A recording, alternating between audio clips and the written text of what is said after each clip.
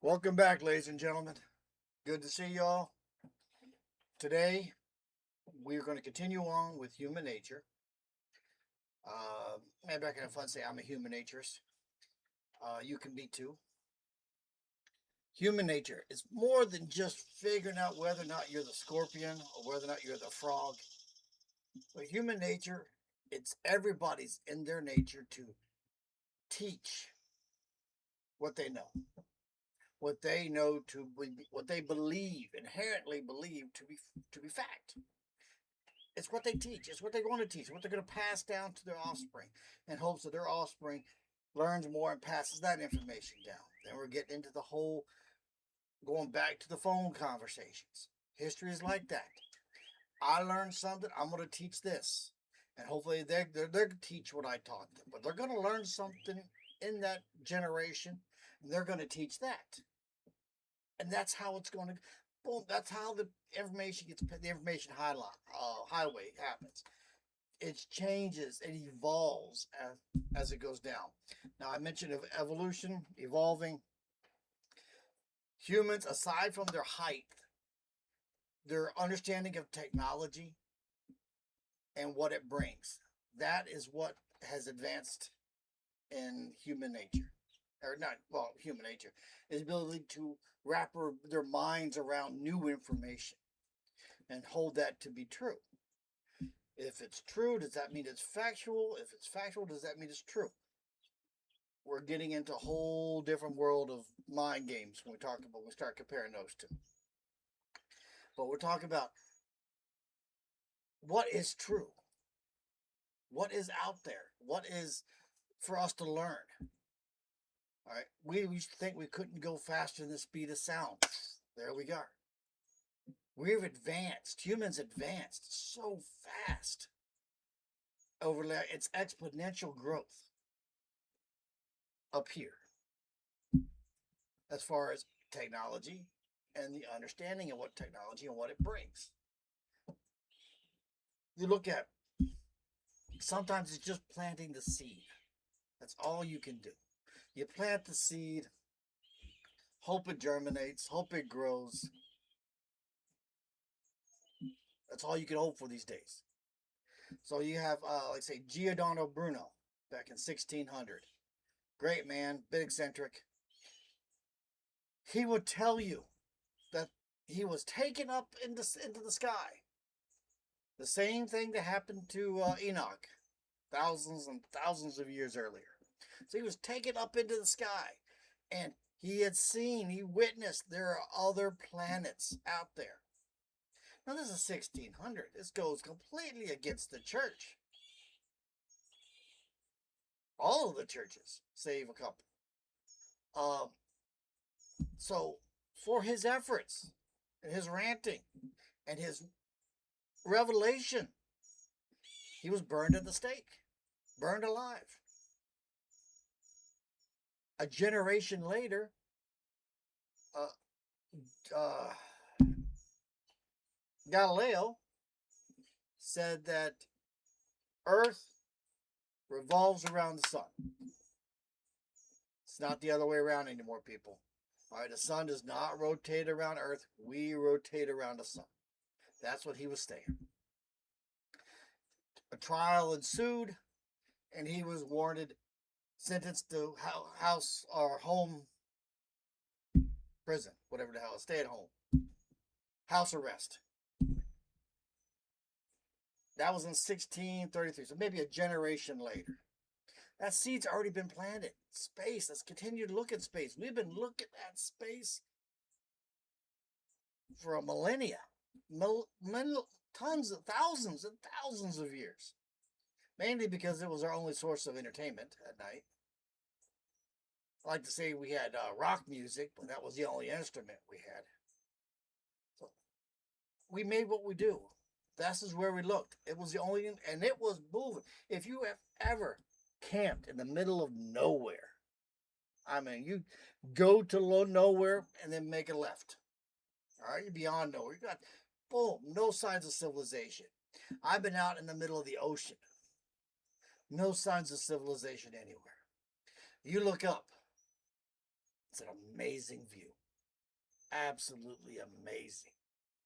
Somebody once stated that what is more terrifying? The fact that there may be other civilizations out there, or we are truly alone. Now you look at that vastness of it. To be truly alone is absolutely terrifying. Now I'm not here to solicit, hey, ancient alien theory. I'll let it. There's a handful of other people out there that do that. I'm gonna let them. They've got that. But we are going to talk about human nature as far as that. We're going to wrap our brains around that. Now I got here a handy dandy dry erase board. I'm going to draw you some pictures. Don't judge me. I'm not an artist. So, and I got the magic markers of mayhem all ready to go to town here. Try to get some color coordinated, have some fun. But what do we know about the solar system? Let's start small. Okay, first of all, who here has know the term the illusion of standing still? Am I sitting still? Yeah, no, it didn't glitch. I tried to stand still or sit still. But you look at the Earth is revolving on its poles at, got some fancy numbers here. We'll try to be correct. At 1.6 kilometers per hour. We get a speeding ticket for going 10 or 30 kilometers over the speed limit. Boom, boom, boom, boom, boom. We are rotating just like that. Now, that's not the only thing that's moving. We are now revolving around the sun, according to Galileo. And, well, basically everybody else from that point on. Well, and we are traveling at 107 kilometers per hour. So we're rotating pretty damn fast. But wait, there's more. This solar system is inside what we call the Milky Way. When you look up in that gorgeous night sky, 90% of what you see is in the Milky Way. That's it. Now you need some fancy telescopes or you got some really good eyesight.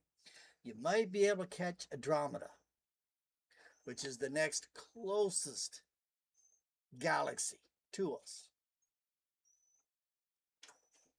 They're saying we're on a collision course, but we're talking millions and millions and millions of years away.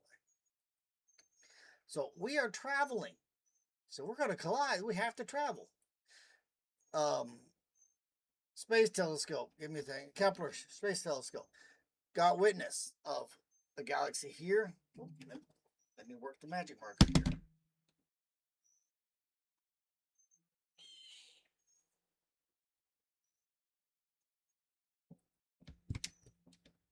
Each one of these is a different galaxy, and they're all colliding. Looks like a giant worm wiggling its way through space. But if you can understand the vastness of our galaxy, if you look up in the sky, and there is a dozen of these all touching,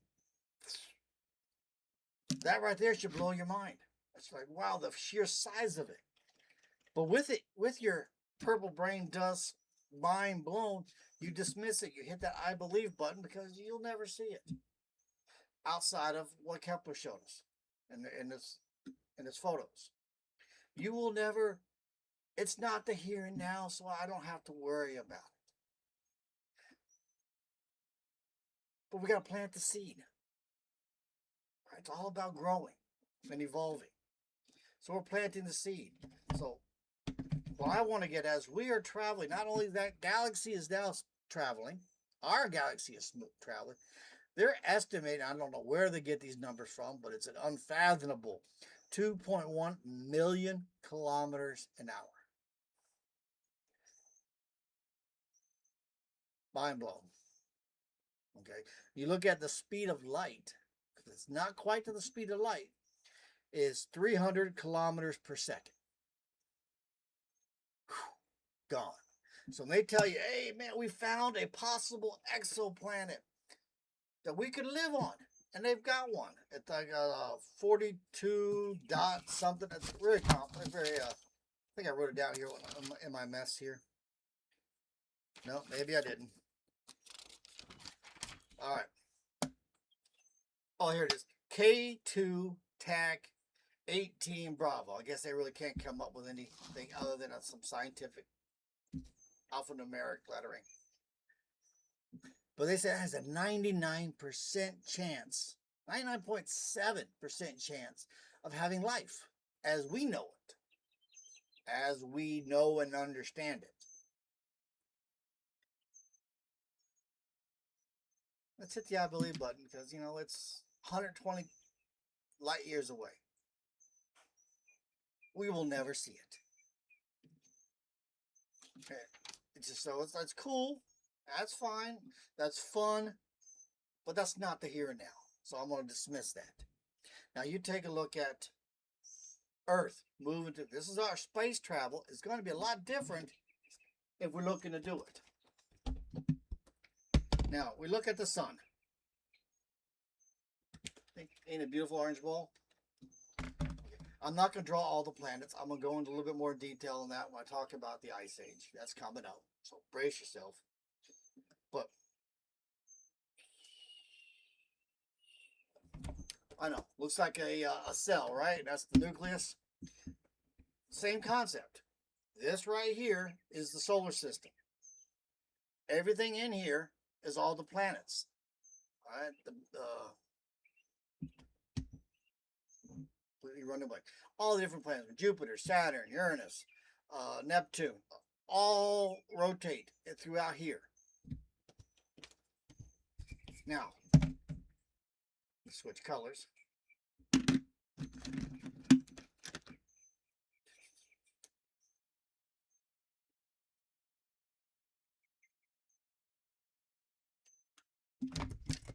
I went with red. The reason why I went with red is because sitting right here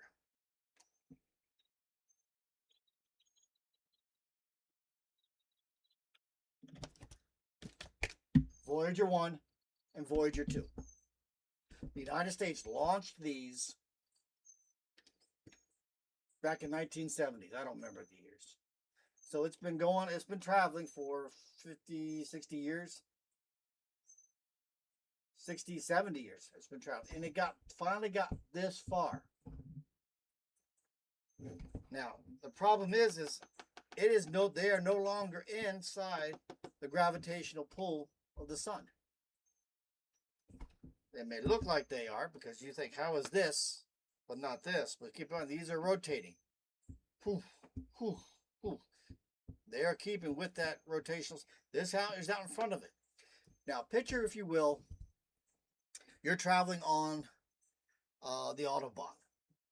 You're cruising. You're going like 200 kilometers an hour.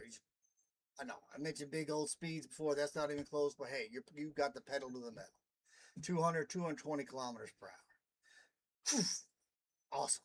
What a feeling. You're going, and something goes out. Now, can you move within that vehicle? You're on a bus doing it? Absolutely. You can switch seats. So we have shown that we can go from planet to planet to planet as long as we stay inside that circle. This is our bus traveling on the Autobahn of the Milky Way. Now, these two guys have managed to escape this. Took them 70 years to do it, but they're out there. They're out here in front. True story. I was traveling one day, and I was in a passenger seat. A friend of mine was driving, and we saw what looked like a rag sitting out of the trunk of a vehicle. Shouldn't have caught our attention, but it did. Something about it caught our attention. And then it turned its head. It was a bird. And it hit me on the physics. That bird is trapped. You think you could fly away, but that car is going 80 kilometers an hour. That bird, if it were to try to fly away, it would instantly be thrown to the ground because the air current going over the car is actually faster than the car is going. Kind of weird. You look at the aerodynamics of it. It's weird how that happens. So if it's going 80 kilometers, sitting still, but it's going 80 kilometers, it's on the outside of the perimeter, right about here.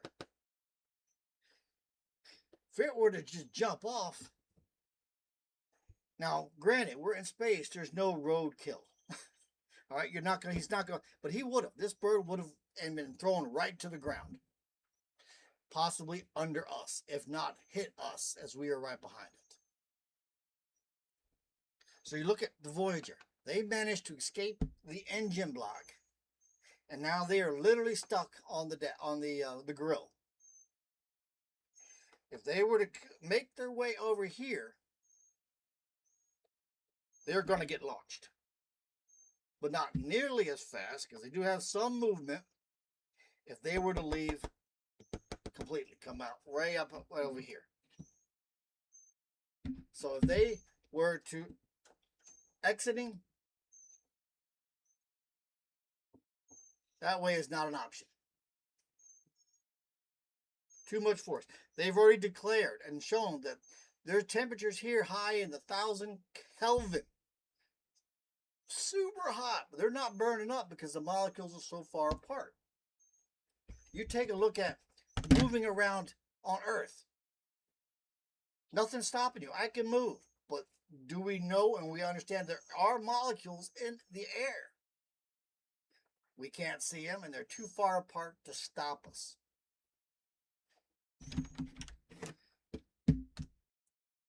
We're a vehicle traveling through space. We are cruising. We hit here, we can't. So we got to come out this way with it. Which is why, if you ever had accidentally something thrown out your window, or witnessed, okay, you didn't, you seen somebody throw something out the window, what does it do?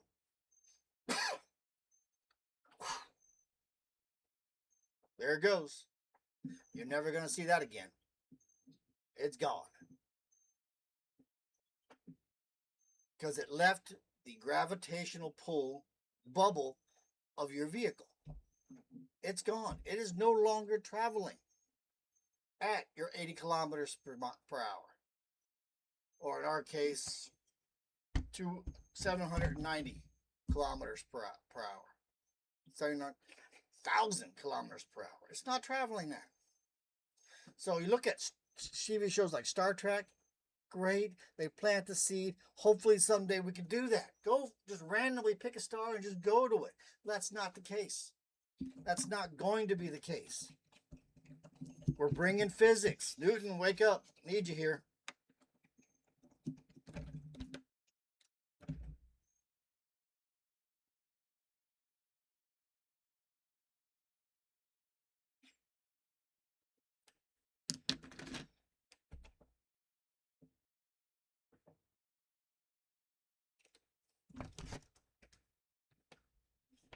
That's us. Aren't we cute? Directly behind us are two more solar systems. I don't know their names. I would love, and somebody in astronomy, not astronomy, astrology. I know it is astronomy. Someone in astronomy, tell me the names of these two solar systems. They're the ones that we have to look to. Do they have habitable planets? Because when we come out of this solar system, right here, we're coming out, we're going to get launched. And this baby is gone. Never to see Earth again. It's a one-way mission, people. And then we have to wait, brace ourselves, because we don't want to hit these guys head on. It's not going to end well for us. So what we got to do is we've got to come in, catch it on the side. Think of the hobos jumping on the trains. They don't jump on the front of the train while standing on the tracks waiting for it. They got to be on the side and catch the train as it's going by. That's what we're going to have to do. And it's going to take us another 70 years to get to that one planet that's in the hospitals, in the Goldilocks zone. Okay, I've gone on too long. I wrap this up. I'm way longer than my usual videos. But please, watch the other videos. It's all going to come together. It's all going to tie together. We're talking about space, but I would like you guys to wrap your brains around this. We are cruising. We go to travel to space. Boom. We got to do it smartly. So Star Trek, as fun as it is, not plausible. Marvel, on the other hand, talk about jump gates. We jump out of this one right here. That's our little jump window. This one here, we're no longer going 700 kilometers, 107,000. Wait, do I get this right? Yeah, 790 kilometers per hour. We're no longer doing that. We're fool. This guy is though, and he is coming up. We have to jump here so we can jump into there. We hit here, wait for it. It may take 5 years, maybe. Here comes that neck. Here comes our ride. Who here has, raise your hand, who here has driven with the windows down and all of a sudden a fly, a bee, something, a dragonfly, had that happen. Whew, hitched a ride with you. Next thing you know, it's sitting on my steering wheel. Now going faster than it ever could fly it because it hitched a ride in my vehicle. That's what we're going to have to do. Boom, boom. So if you can look at those two solar systems that are directly behind us, that's where we're going to have to go. And it ain't going to be, let's try the other one. It's a coin toss, flip it. Hey, oh, this is where we go. If we strike out, no habitable planet, we got to go to the next one. Find the next jump gate out of the back of that solar system into the ones coming up behind it. That's how we're going to have to, that's how space travel is going to have to be. Cryogenics, let's leave that in science fiction. That's not going to happen. But I'm going to go more in depth on that. We'll go into space travel here another time. But I'm planting the seed. And there's a reason for everything. Pay attention. Catch the other videos. And I'll see you on the next one.